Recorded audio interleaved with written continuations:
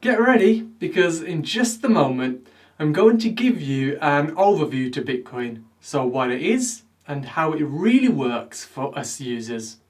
So you ready? Now, Bitcoin is a unique type of cryptocurrency. It has no physical properties and is stored electronically.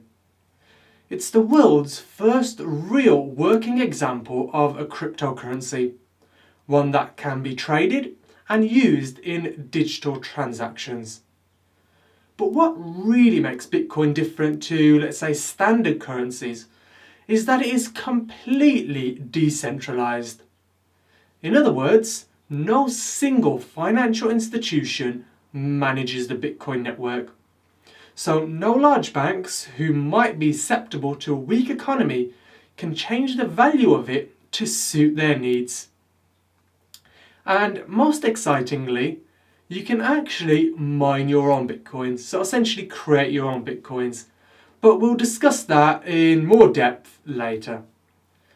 Now, in Bitcoin, we have a form of currency that is wholly independent of a centralized banking authority, and one which can be transferred pretty much instantly with negligible added fees.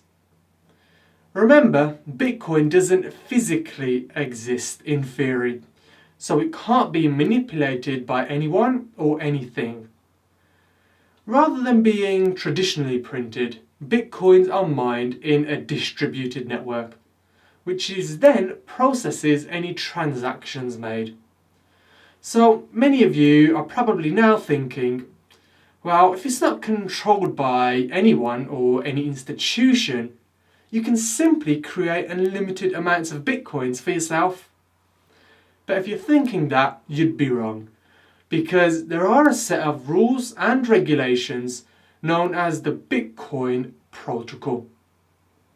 Now, this protocol states that a maximum of 21 million Bitcoins can ever be created.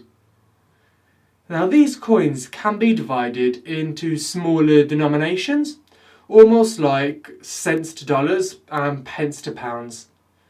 The smallest amount or denomination for Bitcoin is known as a Satoshi. Because let's face it, if you invent a currency, you might as well name it after yourself. So remember that Bitcoin is based on mathematics rather than, say, the value of gold, which is based on traditional currencies.